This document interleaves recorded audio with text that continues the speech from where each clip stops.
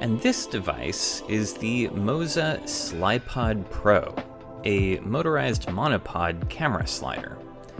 I've been testing this thing for several months now, and it has some really nice advantages over traditional camera sliders like the ones that I've built myself.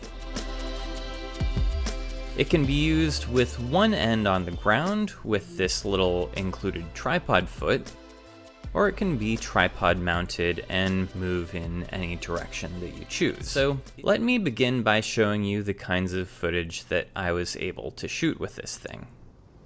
I went to Discovery Park in Seattle on a stormy November evening to see whether the Slypod would be stable enough in the strong winds to be usable, and it was no problem at all.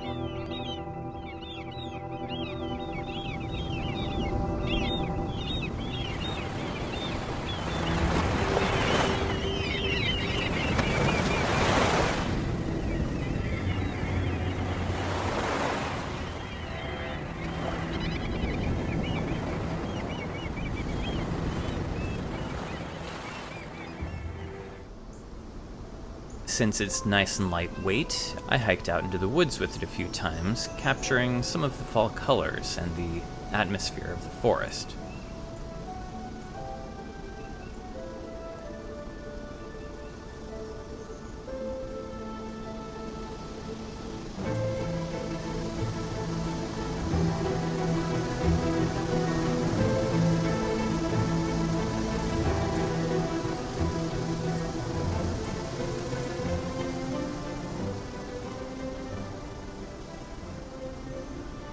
I also took a short trip to Rattlesnake Lake, where I found that the water level was very low, exposing all sorts of interesting tree stumps that are normally underwater.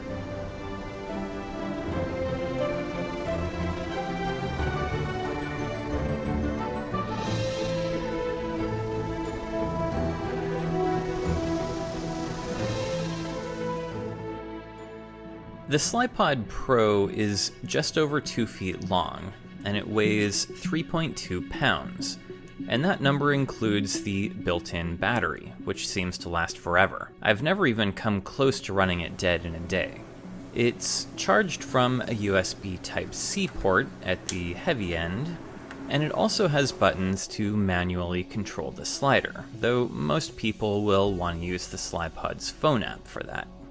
Both ends of the Slypod have threads to attach a ball head or a gimbal or the included tripod foot.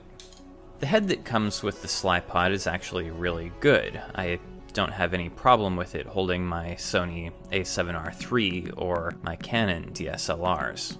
The body of the Slypod has built-in Arca Swiss compatible tripod feet at each end, but it's also threaded for mounting plates if you want to use a different size plate. The body and the tubes of the Slypod are carbon fiber, so they're rigid and lightweight, and the sliding extensions telescope out 21.5 inches, giving it a really nice long working travel range. You can send the camera out over ledges and empty space.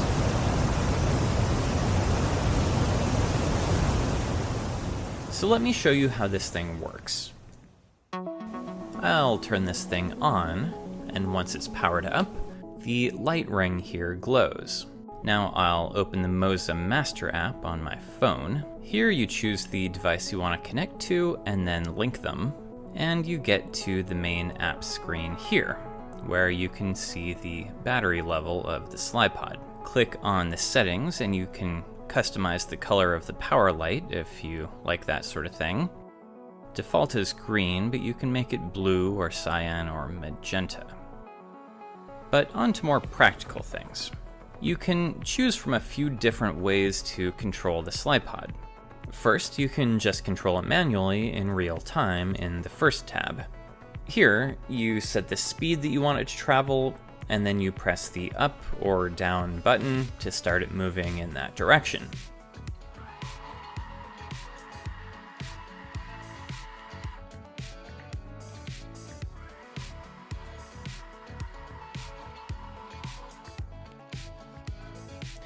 Or you can use the loop button in the center.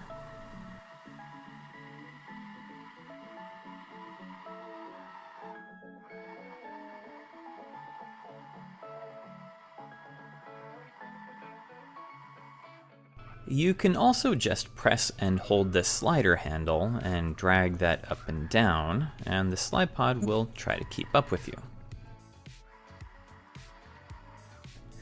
The adsorption switch brings up these markers every 25% along the path, and if you move the end point, it will snap to the nearest one.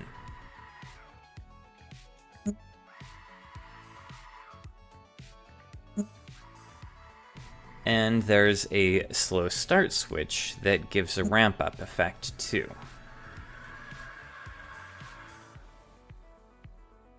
On the next page is the gear shift mode, and with this one, when you press the up button, the slider accelerates until the halfway point and then decelerates for the second half. And again, you can set the maximum speed that it'll reach with the speed setting.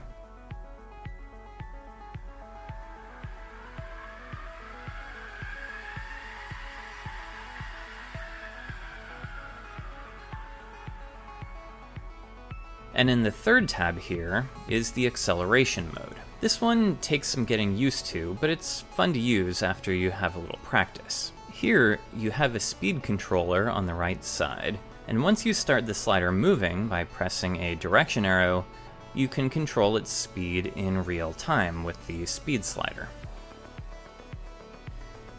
This is not very responsive, which is probably a good thing to keep the movement smooth, but that also makes it a little hard to predict the results.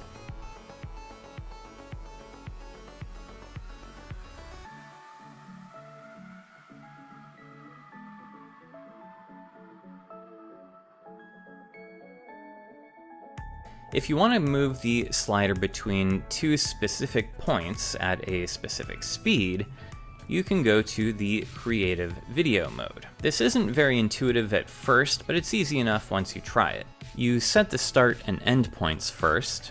I'll move the end point up about here, and the slider moves there to give me a preview, and then I press confirm to lock that in.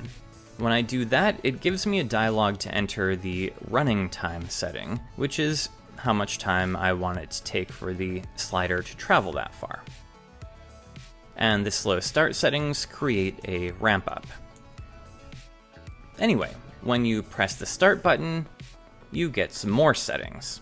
The time setting is a delayed start, and you can turn it on to loop. The next tab is the time-lapse mode, and it's pretty self-explanatory, but connecting the Slypod to my camera requires a special cable that I don't have, so I haven't tested this, and I'll leave this for another video. All in all, the Slypod app is not as intuitive as it could be, but it works reliably and has enough functionality